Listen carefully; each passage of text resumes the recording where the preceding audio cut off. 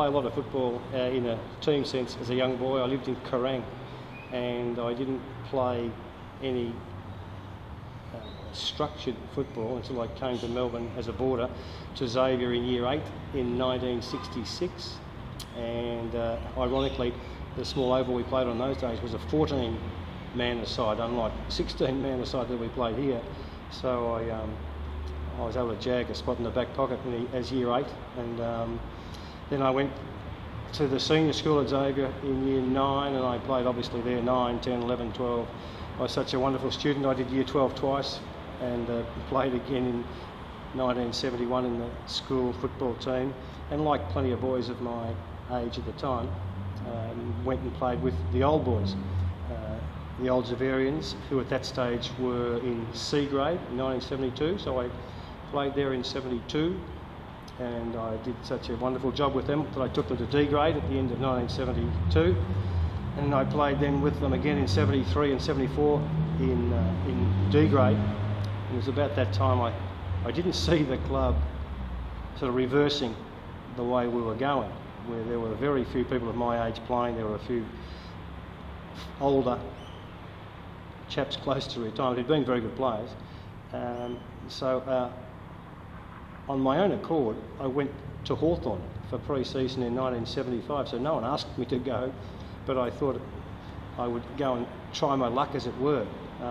So I didn't make the list, as it were. I was probably a supplementary player, but I played every game bar one in the reserves that year, albeit, understandably, I assume, a number of them on the bench as 19th or 20th man. It was a good side, coached by John O'Mahony. The side finished third, beaten the preliminary final. Good players in that side who went on to become better players: Ian Payton, Ali DeWald, Dave Polkenhorn, Alan Goad, Barry Rawlings. And so I suppose my future was somewhat limited in a sense, I suppose, because the club was recruiting probably better and younger players than me. I couldn't displace Lee Matthews or Kelvin Matthews or Michael Dews, Brian Dews, so I didn't get a senior game in 1975. I did pre-season training nowhere in particular in 1976. I went to De La Salle one night, I know. Anyway, then I was approached by someone, I can't remember who it was, might have been John Reiner, to come here in 1976, and I did. So I joined the club just before the start of the season and played the first game here in 76 under Michael Bowden against Mordialloc here. We were just aside, I think, in 76. There were obviously a number of good players, but not enough, as it were. So Michael Bowden left the club at the end of 76. John Reiner was a wonderful fellow and led a pretty good executive, but we just weren't good enough on the field. 1977, we had a better side, as I recall. I think beaten preliminary finalists to Mordialloc at Toorak Park, and I remember thinking to myself that the winner of the preliminary final was a fair chance to win, and if my memory serves me correctly, I think Mordialloc did win in 77. I was married in December 77, and I had decided, on the basis that I'd been doing a dip ed in 77, that I would go to the country to teach, having just been married. So Lindy and I headed off to the northeast. I had a job at the Catholic school at Myrtleford. Lindy had a job at the state school at Millawa. So it was very exciting, I suppose, to be just married and living, unlike today, living together for the first time. So I played with Myrtleford in 78 and 79 and 80. In 78 we had an ordinary side, ironically coached by an ex-VFA player, Dick Tonks, who'd been quite a well-regarded player at Dandenong. We were ordinary and finished second last or last in that 1978. I was the best and fairest in that year. I played interleague football in that year, but it was a very disappointing year as far as the team goes, but we did get better. So in 1979 we had a wonderful coach who's a legendary person called Neville Hogan. He joined us, having been a Wangaratta Rovers doyen. So he coached us in 79 and 80, and we were much, much better. I had a terrific year in 1979 and won the medal in that competition. I was then the captain at Myrtleford. School was good, Lindy was good. We got close but didn't play in the finals that year. 1980, we were better again. We made the finals. We had some good players, but we got beaten by North Albury in the elimination final. And again, a bit like playing Morty Alec in 77, I felt that if we could get past them, we could have gone all the way, but we didn't, and that was the end of it. Personally, I had another good year. I won the medal again. And so I had decided that I couldn't go much further at school in Myrtleford, so I had a good friend at Xavier at the time, who was the Jesuit headmaster, Peter Brennan, and he said to me, if ever you come back to Melbourne, would you be good enough to let me know? He said, we may have something for you. So I contacted him, and the Jesuits were building a new boarding house at Xavier. So he was good enough to install me, if you will, as the boarding master, commencing in 1981. So we were back in Melbourne for 81. I ironically went and had a chat with Mick Irwin and John Foster, I can't remember his name, about going and playing with Paran, because they were in Division 1, Camberwell were in Division 2. I know Camberwell had won under Graham in 79, but I'd played against Jim Christou at Yarrawonga, and I thought, well, he was a pretty well-regarded Port player, and I thought, well, if he can play Division 1, I can probably play Division 1 as well. But the Camberwell people were happy to keep me here, so Ron Peck, the then new president, had engaged Leon as the coach, and so I still knew plenty of the boys that were here, so I was happy to throw them a lot in the ring here, and ultimately, naturally, I was happy about that because we won the flag, my only grand final, and when you look at the side we had, it's not a surprise really. We had good players across every line, and the 32 goals we kicked in the second semi is sort of evidence, I suppose, of the firepower that the team had at different times, spread across a number of players. And I think we got home by 20 or 20 so points in the grand final. But my memories are that Waverley were never in the game, especially as Ross Wright didn't let the wind through at centre half back. So that was it. I retired at the end of 1981, and I look back on it sort of and smirk a bit because no one tried to talk me out of it. And just when I was leaving Myrtleford, the same thing, no one tried to talk me out of it, so I think perhaps people were happy to see me go. I was coaching then at school, year 10 boys from 81 to 90 at Xavier for 10 years. I enjoyed that. It wasn't really coaching, it was more teaching. I enjoyed trying to teach kids how to play, how I thought they should play. So that was very satisfying. I coached cricket at the same time. We had our first baby in January of 81. We had our next baby, I think, in November of 82, and had two more subsequently. So my life was busy enough without footy here. Even in 81, the year I played here, I think I had footy 5 nights a week. I had footy at Xavier, footy here, coaching Saturday, playing Sunday, and it was a bit of a roundabout. So I was happy to be part of the Premiership side. And so at age 28, I was finished, as it were. Albeit, I think I was still quite capable, but I'd achieved sort of what I wanted to, I suppose, and was happy to move on to other things.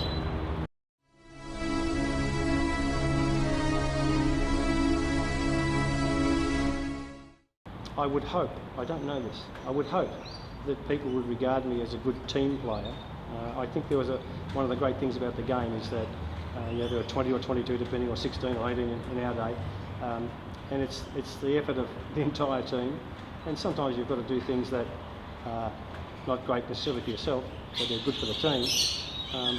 My dad, whose company I always enjoyed and who liked the footy, he was a wonderful advocate of doing things for the team because that's why you play.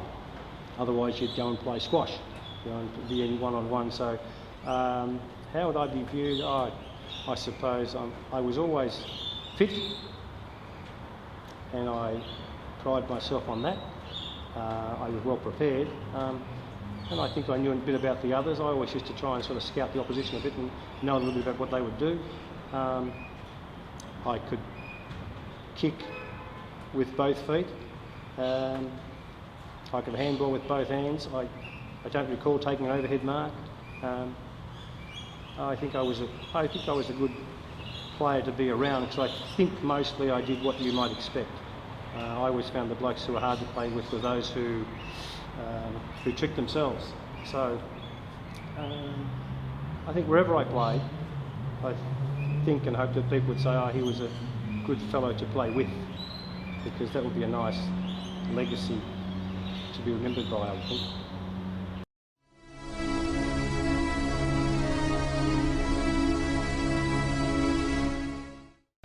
People often wonder why I don't use my given name, Peter Howard, very often. Well, it goes back to about 1967 when a friend of mine at school, Peter Brosnan, described me as roly-poly all the time, and I still think it's a bit unjust because I just had that build, I suppose, that was perhaps heavier than my height allowed at the time, so it was roly-poly, as it were, with two L's. And in my defence, I think I had a 2-week growth spurt that took me to about 5'7" or 5'8", and so I've been pretty well the same shape ever since. So it stuck.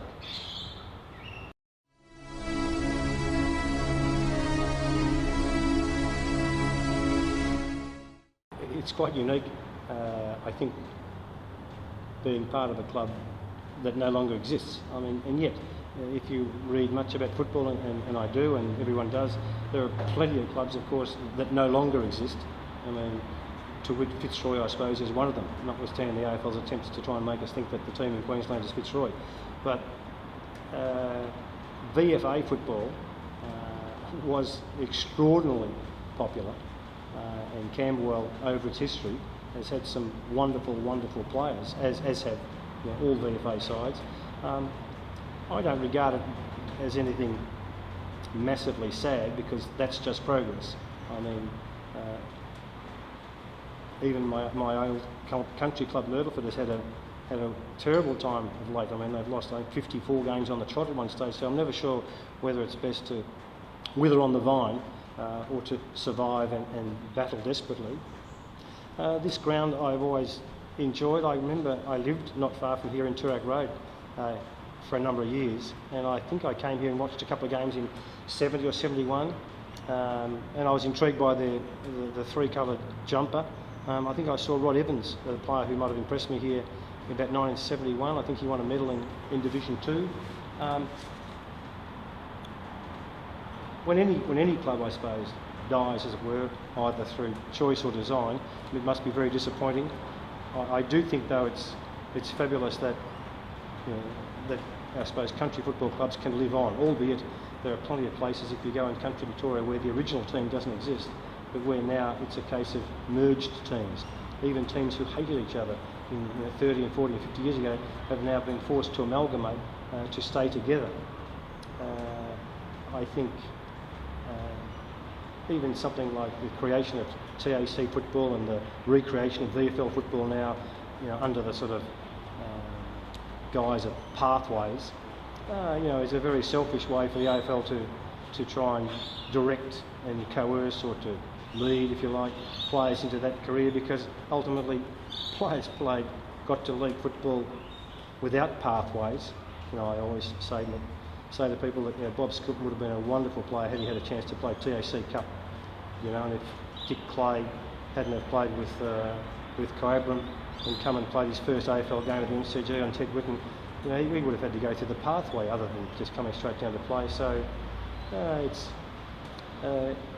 I'm disappointed that people who might have lived here can't have a local side. But then again, this ground is fully occupied in the winter, and I watched a game here in round 17, 2015, when my amateur club Old Zaverians played against Scotch in a game for survival. So I suppose as long as football's played at the ground, that's an important thing.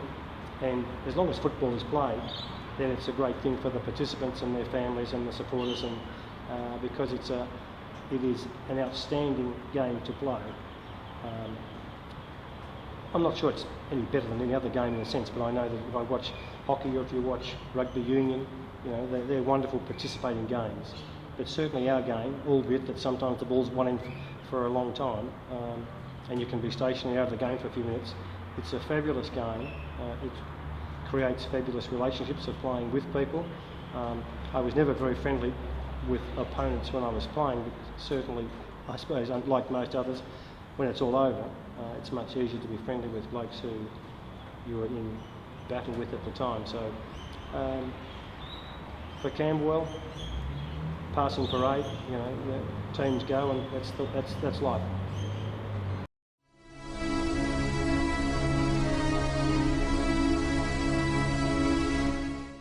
I was always very confident. I think that we'd win, and the 32 goals we kicked against our grand final opponent Waverley in the second semi made me think that we shouldn't have too many problems as long as we played properly. And I think, if my memory serves me correctly, that Ross Wright was clearly the best player for us, and obviously for anybody, because he just didn't let the ball get past him in centre half back. And Ross was a very interesting bloke to play with and against, because he said very little, but his actions spoke louder than anybody. So he sort of dominated the game in that sense. I do remember Colin Judd sort of smashing to some bloke early and opening his eye up, and I thought, it was typical of what Juddy was able to do. And but then concentrating on the ball as time required.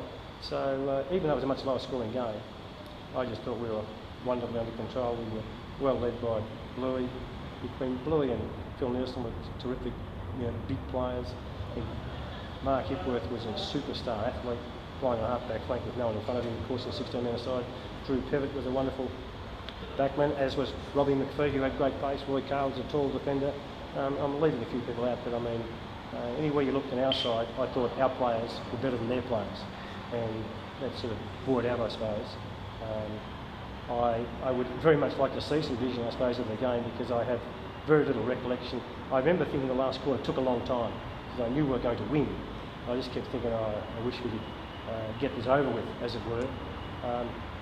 I felt a bit of a letdown at the end, because we were favourites. I thought we'd win, and we did, and that's what we're sort of supposed to do. There was no great euphoria on my part. I was just relieved, because I'd made up my mind that it was going to be my last game, in all probability. So I was happy that it had turned out that way, and that I'd played a part. I was extremely disappointed to find out subsequently that someone had stolen my jumper in the changes after the game, and I've never got it back. So if anyone watches this and is feeling the guilt after stealing my jumper in the rooms at Paran, you can find it, and I'll take it back. The celebrations were quite muted, I thought. We were around in Glenferrie Road, and given, I suppose, it was a second flag in 2 years, we were full of expectation. I think Pecky had told us from the start, that if we all worked together, we had a good enough side to do it. And to his credit, he put together a committee and a task force that was true to task. That is, that we had a good side. And I should mention also that the seconds also won the flag, I think by 2 points, if my memory serves me right. So there were boys in the seconds who, if they played in the first and been reversed, then nothing would have changed. I think we would have still won. So there were some terrific players in the seconds who unfortunately didn't get a game in the seniors on that day, but they were no less a part of it during the year, because people come and people go. I was glad to have achieved my goal of playing in a grand final. Some people never get to play in one. I've listened to John Hook on this very same program, and John played in some grand finals and didn't win any. My son played Old Zaverians and played in 8 and won 7. He didn't lose one until he won 6, and he thought, I didn't think you could lose grand finals. Well, that just shows you how fortunate he was. But I thought 81 was a fabulous year for this club.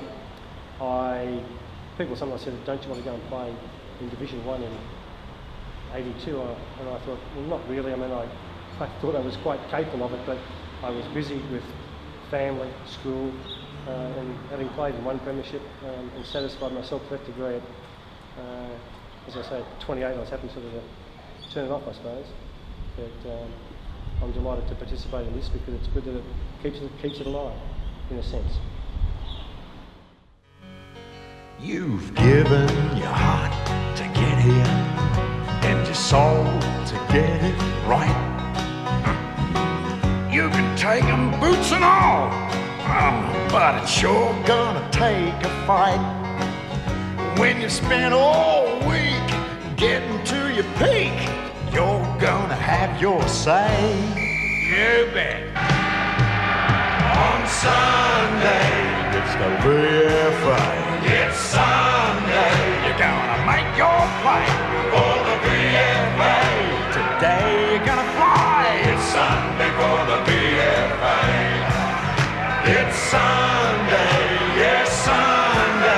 It's